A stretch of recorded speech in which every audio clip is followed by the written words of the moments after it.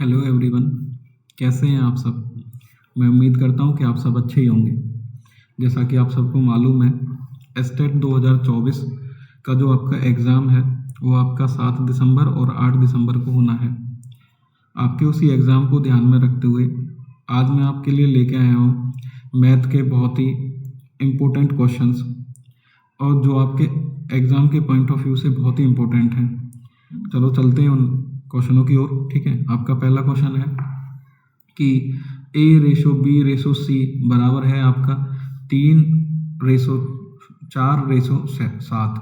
तो आपको बताना है A+B+C का रेशो B से क्या है। ठीक है, ये आपको बताना है। ठीक है, तो हम इसको कैसे करेंगे। ठीक है, ये हमें दिया हुआ है कि भाई A/B/C क्या है आपका 3:4:7। ठीक है, तो हमें बताना क्या है A+B+C का B के साथ क्या अनुपात है। ठीक है, तो यानी A+B+C का हमें बताना है किसके साथ अनुपात, B के साथ अनुपात। ठीक है, तो हम क्या करेंगे, आप चाहो तो इसको ऐसे भी मान सकते हैं, A को इसके साथ X यानी कि A/B/C हमें दिया हुआ है क्या 3 अनुपात, इसको मान लिया हमने 3x, ये हो गया आपका 4x, इसको मान लिया हमने 7x। ठीक है, तो हम क्या करेंगे A+B+C हमें कैलकुलेट करना है, यानी कि 3+4 7, और 7 कितने हो गए आपके 14x हो गए। कितने हो गए 14x का अनुपात किससे करेंगे B से। B की वैल्यू क्या है आपकी 4x। ठीक है, तो x से तो आपका x कैंसिल हो जाएगा, 2 से काटेंगे 7, और ये हो जाएगा 2 दूनी 4। ठीक है, यानी जो हमारा आंसर आएगा वो आएगा 7:2, यानी कि ऑप्शन नंबर हो जाएगा आपका कौन सा, ए हो जाएगा। ठीक है, आपका अगला क्वेश्चन कि यदि एक समबाहुज में 16 भुजाएं हैं, कितनी भुजाएं आपकी 16 भुजाएं हैं, तो उसके प्रत्येक आंतरिक कोण का माप क्या होगा, ये हमें बताना है। ठीक है, और आपके एग्जाम के पॉइंट ऑफ व्यू से ना ये वाला जो क्वेश्चन है वो बहुत ही इंपॉर्टेंट क्वेश्चन है। ठीक है, आपका क्या है इंपॉर्टेंट क्वेश्चन है। ठीक है, चाहे आप 2019 का देख लो एस्टेट, चाहे 20 का, चाहे 21, 22, 23, हर बार ये क्वेश्चन आपका पूछा गया। ठीक है, तो इस क्वेश्चन का जो हमारा फॉर्मूला है वो कैसे निकालेंगे हम, प्रत्येक एंगल n-2 गुना 180 डिग्री बटे आपका n। ठीक है, यहाँ पे n जो है वो हमें कितना दिया हुआ 16, यानी n मीन्स होता है जितनी नंबर ऑफ साइड्स होती हैं, जितनी भुजाएं हैं, और तो यहाँ पे कितनी भुजाएं हैं आपका 16। n की जगह पे हम क्या करेंगे 16 रख देंगे, तो 16 माइनस के 2 कितने हो जाएंगे आपके 14 गुना में आपके 180 डिग्री बटे आपके कितने हो गए, यहाँ n की जगह रखेंगे 16। ठीक है, 4 से काटेंगे 4 चौक 16, 4 से 45 बार। ठीक है, 2 दूनी 4, 2 सत्ते 14, यानी 45 गुना 7 बटे 2। ठीक है, ये आ जाएगा आपका 45 और 7 की गुना करेंगे तो आपका जाएगा 315 बटे आपका 2, 2 से भाग करेंगे 2 एकम 2, 2 पंजे 10, 2 सत्ते 14, 2 पंजे 10, 157.5। ठीक है, प्रत्येक जो आपका कोण होगा वो कितना होगा 157.5 डिग्री, यानी ऑप्शन नंबर कौन सा हो जाएगा आपका सी हो जाएगा। ठीक है, आपको ये क्वेश्चन बिल्कुल भी नहीं छोड़ना है। आपका ये जो क्वेश्चन है आपके एग्जाम के पॉइंट ऑफ व्यू से बहुत ज़्यादा इंपॉर्टेंट है। ठीक है, आपके अगले क्वेश्चन की ओर चलते हैं कि आपसे कह रहा है कि दो संख्याओं का अनुपात आपका 3:4 है। ठीक है, और उनका एलसीएम आपको दिया हुआ है कितना है 84 है, तो सबसे छोटी संख्या क्या है वो हमें बताना है। ठीक है, पहले तो आप देखिए कि दो संख्याएं जो हैं वो आपके कितने अनुपात में है 3:4। देखिए इन दोनों के बीच में कॉमन तो कुछ भी नहीं है, जो आपका एलसीएम होगा वो क्या होगा इन दोनों की गुना के बराबर होगा। ठीक है, यानी 3 गुना 4 ये आ जाएगा आपका 12, और इस 12 की जो वैल्यू हमें दी हुई है वो कितनी है 84, यानी 84 है। अगर हम यहाँ से एक की वैल्यू निकालेंगे तो 84 बटे आपके 12, ये यहाँ से नीचे चले जाएगा भाग में, तो हम भाग करेंगे तो आपका आ जाएगा 7, यानी हमारे पास एक की जो वैल्यू आएगी वो आई है आपकी 7। आपको बताना छोटी संख्या क्या होगी, यहाँ पे छोटी संख्या क्या है 3, तो 3 यूनिट की वैल्यू कितनी हो जाएगी, जब 1 यूनिट की वैल्यू 7 है तो 3 यूनिट की वैल्यू कितनी हो जाएगी 3 गुना 7 यानी 21, कितनी हो जाएगी 21, यानी ऑप्शन नंबर हो जाएगा आपका कौन सा ए। ठीक है, ऑप्शन नंबर कौन सा हो जाएगा आपका ए।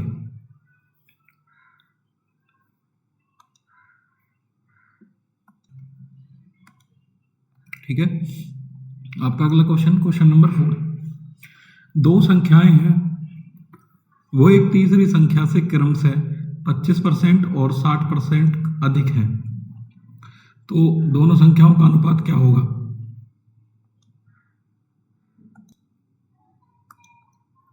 ठीक है, तो उन दोनों संख्याओं का अनुपात क्या होगा ये हमें बताना है। ठीक है, दो संख्याएं एक तीसरी संख्या से इतने 25% और 60% अधिक है। ठीक है, पहली बात तो ये कंफर्म हो गई कि यहाँ पे तीन संख्याएं हैं। ठीक है, 1, 2 और ये 3। ठीक है, अब ध्यान से क्वेश्चन को समझिए कि दो संख्याएं एक तीसरी संख्या से, अगर मैं इस संख्या को 100 मान लूं, ठीक है, अब ये दोनों कितना ज्यादा है, ये पहली वाली जो है वो 25% ज्यादा है, तो ये कितनी हो जाएगी? 125 हो जाएगी।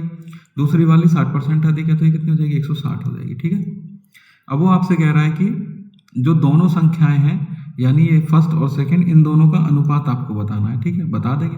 125 अनुपात आपका 160। ठीक है, 5 से कटेगा ये 25 बार और ये कट जाएगा आपका 32 बार। ठीक है, तो अनुपात आएगा क्या? 25 अनुपात 32। कितना आएगा? 25 अनुपात 32, यानी कि ऑप्शन नंबर हो जाएगा कौन सा? सी हो जाएगा। ठीक है, तो इस क्वेश्चन का आंसर आपका सी है। ठीक है, ये क्वेश्चन भी आपके एग्जाम के पॉइंट ऑफ व्यू से बहुत इंपॉर्टेंट है। आपके लिए जो मैंने क्वेश्चन सिलेक्ट किए हैं वो क्वेश्चंस हैं जो आपके एवरी ईयर स्टेट में पूछे ही जाते हैं। ठीक है, तो अगले क्वेश्चन की ओर चलते हैं। क्वेश्चन नंबर 5, वो आपसे कह रहा है कि एक कक्षा के 25 छात्रों का औसत वजन 50 किलोग्राम है। यदि शिक्षक का वजन और शामिल कर लिया जाता है तो औसत वजन जो है वो आपका कितना हो जाता है? 1 किलोग्राम बढ़ जाता है। तो शिक्षक का वजन कितना होगा ये आपको बताना है। ठीक है,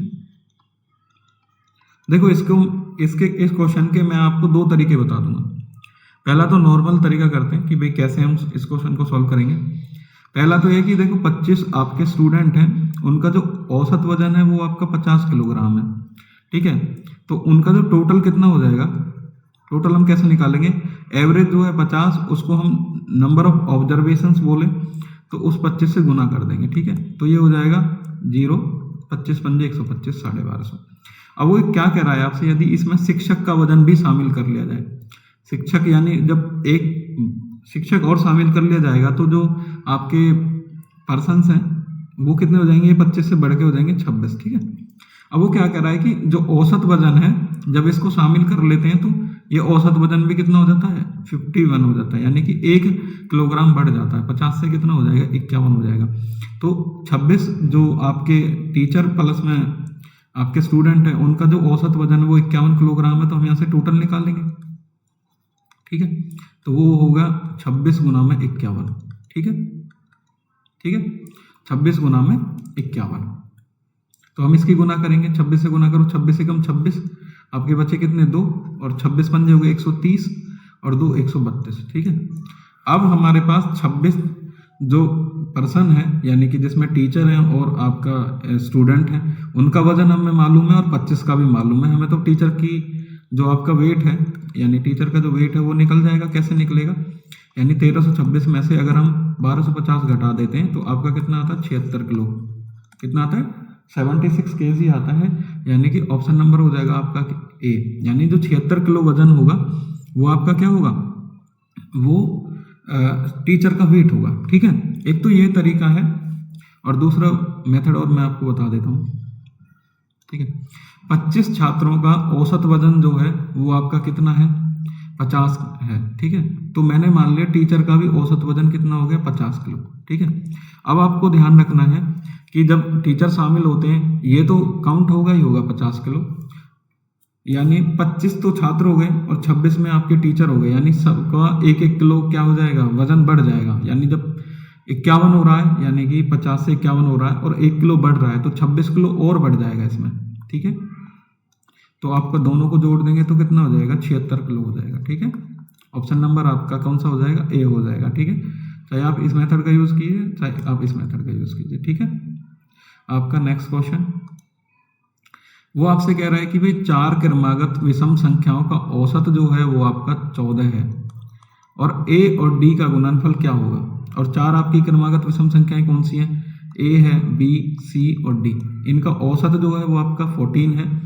तो ए और डी का गुणनफल क्या होगा ये आपको बताना है, ठीक है। ये वाला जो क्वेश्चन आपको डिटेल में समझना है तो ये मैंने जो एवरेज की मेरी वीडियोस हैं जो जिसमें मैंने एवरेज कराया हुआ है उसमें ये बहुत अच्छे से मैंने बिल्कुल बेसिक से कराया हुआ है, ठीक है। तो चलते हैं इस क्वेश्चन पे। मान लो आपके 4 नंबर है ए बी सी और डी, ठीक है। देखो क्रमागत है और क्रमागत का मतलब क्या होता है आपका,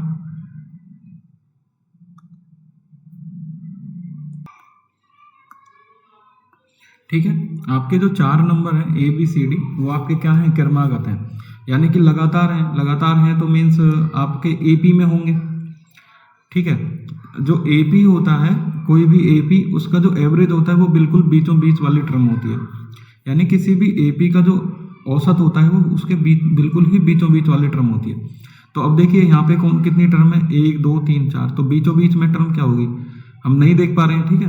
अब हम यहाँ देखेंगे यहाँ पे नंबर ऑफ टर्म कितने हैं आपके 4 हैं, तो जो इसका फॉर्मूला होता है वो होता है n/2 यानी 4/2 यानी दूसरी टर्म और फिर उससे नेक्स्ट टर्म यानी दूसरी और तीसरी टर्म का हमें क्या करना है, जोड़ के एवरेज निकालना है, ठीक है।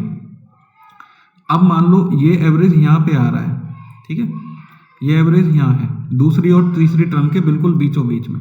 इसकी वैल्यू कितनी है आपकी 14 है, ठीक है।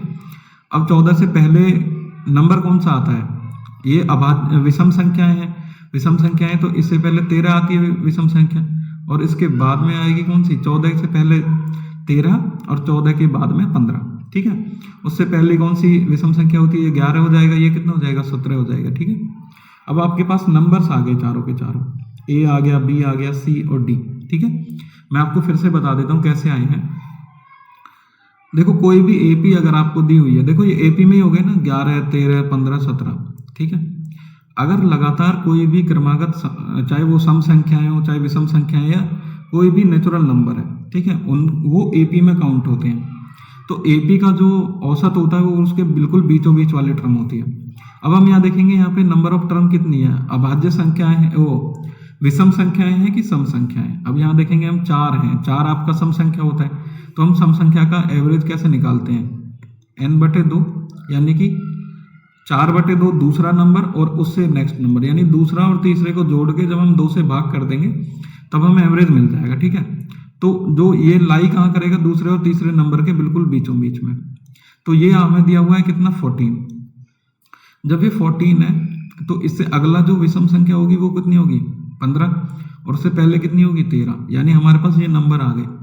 तो हम इससे अगला भी निकाल सकते हैं, भाई क्रमागत है तो 15 से आगे 17 होगा और 13 से पहले आपका कितना होगा 11 होगा, ठीक है।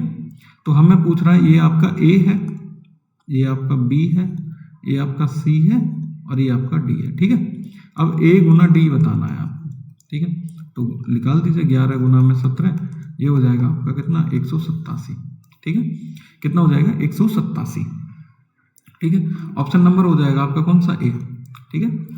अगर आपको एवरेज अच्छे से सीखना है तो मैंने जो है अपने YouTube चैनल पे एवरेज की प्लेलिस्ट डाली हुई है जिसमें मैंने आपके बिल्कुल ही 0 से शुरुआत की हुई है वीडियोस में, ठीक है। और जिसमें मेरे 6 से 7 वीडियोस हैं एवरेज के, ठीक है। आप बिल्कुल वहाँ से भी सीख सकते हैं और अच्छे से, ठीक है। अगला क्वेश्चन आपका, एक वर्ग के क्षेत्रफल में कितने प्रतिशत की वृद्धि होगी यदि इसकी प्रत्येक भुजा में 20% की वृद्धि होगी तो, ठीक है। पहले तो आपको ये याद रखना है कि वर्ग का जो क्षेत्रफल होता है वो क्या होता है, साइड यानी कि भुजा का स्क्वायर, ठीक है। क्या होता है, भुजा का स्क्वायर, ठीक है। आपको ये चीज याद रखनी है, ठीक है। इसके भी 2 मेथड है, मैं आपको दोनों करा देता हूँ। अगर मैं इस साइड को a मान लेता हूँ तो आप ऐसे भी तो लिख सकते हैं a गुना a, यानी a की जो आपको वैल्यू है वो कितनी दी हुई है 20%, ठीक है। कितनी दी हुई है 20% दी हुई है, ठीक है। यानी जो भुजा है वो आपकी कितनी बढ़ रही है, वो आपकी वृद्धि हो रही है 20%। तो यहाँ पे एक फॉर्मूला है x + y प्लस में xy डिवाइडेड बाई 100, ठीक है।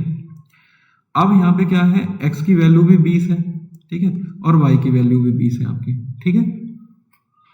x की वैल्यू भी 20 है और y की वैल्यू भी 20 है, तो यहाँ पे पुट करो x की जगह 20, y की जगह 20 प्लस में 20 गुना 20 बटे आपके 100, ठीक है। 1 0 से 1 0, 1 0 से 1 0, 40 + 4 कितना हो गया आपका 44% हो गया। कितना हो गया? 44% हो गया। ऑप्शन नंबर हो जाएगा आपका बी। ठीक है। दूसरा एक और तरीका है जो आपका परसेंटेज वाला है। ठीक है, चाहे आप इसको फॉलो कर लीजिए, चाहे जो मैं आपको दूसरा बता रहा हूँ उसको भी फॉलो कर सकते हैं। 20% का मतलब क्या होता है आपका? 1/5। क्या होता है? 1/5 हम लिख सकते हैं 20% को 20/100 मीन्स 1/5। हम ये भी तो लिख सकते हैं कि भाई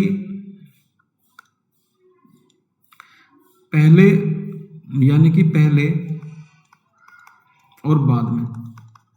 ठीक है, और ये हो जाएगा आपका क्षेत्रफल। ठीक है, पहले मान लो ये आपका इनिशियल वैल्यू है जिसमें 1 की बटे उतरी हुई है, यानी पहले आपकी साइड कितनी थी? 5, बाद में कितनी हो गई? 6। ठीक है, और दूसरी साइड भी मतलब कि वर्क की भुजाएं दोनों आपकी बराबर ही होती हैं सारी की सारी, तो 5 से कितनी हो गई? 6।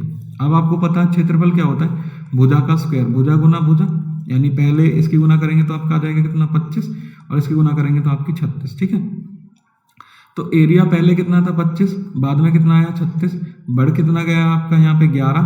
ठीक है, कितने इनिशियल वैल्यू कितनी है आपकी? 25 गुना में आपके 100, 25 से 4 बार 11 चौक हो गए आपके कितने हो गए? 44, यानी आपका आंसर कितना हो जाएगा?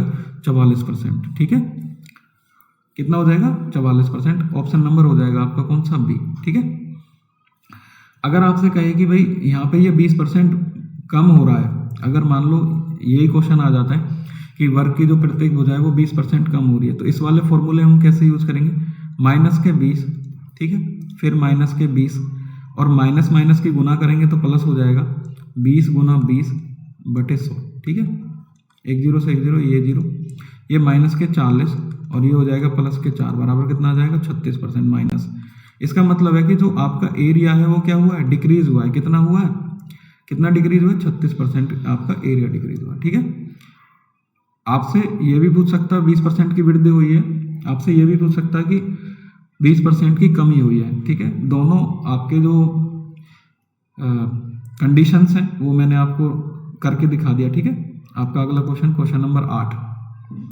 एक पाइप एक टैंक को 15 घंटे में भर सकता है, दूसरा पाइप उस टैंक को 30 घंटे में भर सकता है, दोनों मिलकर उस टैंक को भरने में कितना समय लगाएंगे? ठीक है,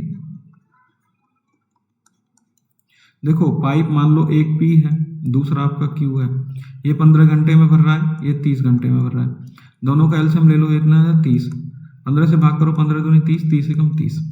देखो जो टोटल टैंक की कैपेसिटी है वो आपकी कितनी है? 30 यूनिट। ठीक है, और 1 घंटे में कितना भर रहे हैं? ये 2 भर रहा है, ये 1, दोनों को जोड़ देंगे, यानी कि 2 और 1 कितना हो जाएगा? 30। यानी कि अब हम कितना टाइम लगेगा वो हम कैसे निकालेंगे? यानी कुल कैपेसिटी कितनी है? 30, और 1 घंटे में कितना यूनिट भर रहे हैं? 2 + 1 आपका कितना हो जाएगा? 3, 3 दाएं आपके कितने हो गए? 30, यानी कि 10 घंटे का टाइम लगेगा इसको भरने में। ठीक है, और इसकी एक ट्रिक भी है, वो मैं बता देता हूँ आपको। अगर देखो इसको आप x मान लेते हैं, इसको y, ठीक है, तो ट्रिक ये है कि x y बटे x + y, डायरेक्ट आपकी वैल्यू आ जाएगी।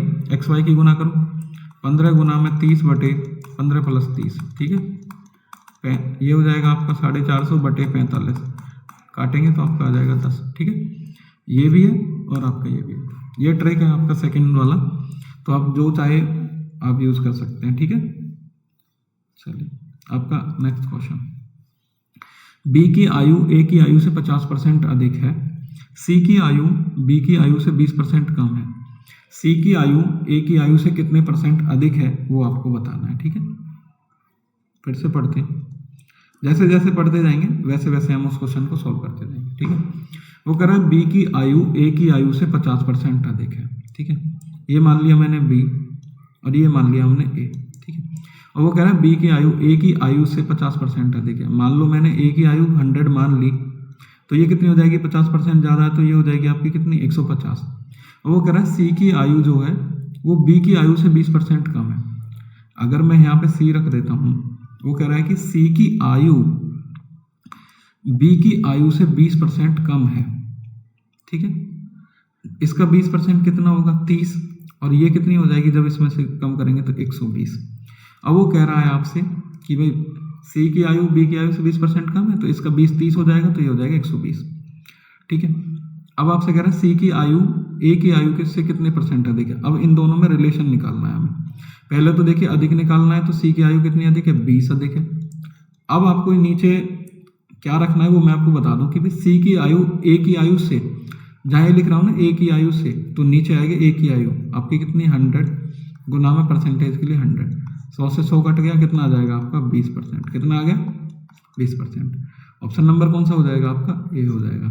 ठीक है, कौन सा हो जाएगा, ए हो जाएगा। ठीक है, आपका नेक्स्ट क्वेश्चन, एक निश्चित राशि साधारण ब्याज पर 7 वर्षों में दोगुनी हो जाती है, समान ब्याज दर के अंतर्गत समान राशि कितने वर्षों में 4 गुनी हो जाएगी। ठीक है,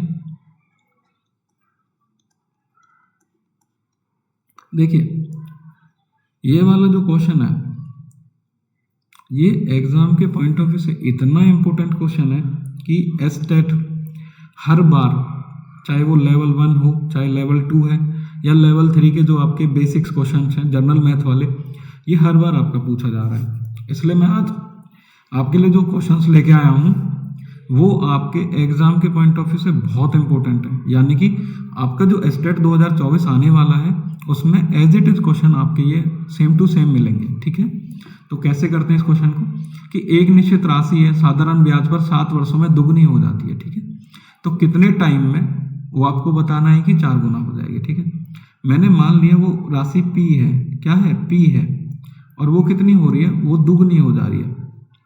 पी का दुगना कितना होता है, 2p। ठीक है, 7 ईयर्स में। देखो ये तो आपका मिश्रधन है, ठीक है, ये आपका मूलधन है, तो आपको ये भी पता होगा जो ब्याज होता है वो क्या होता है, मिश्रधन में से मूलधन घटा देंगे, 2p में से p घटाएंगे तो p आ जाएगा।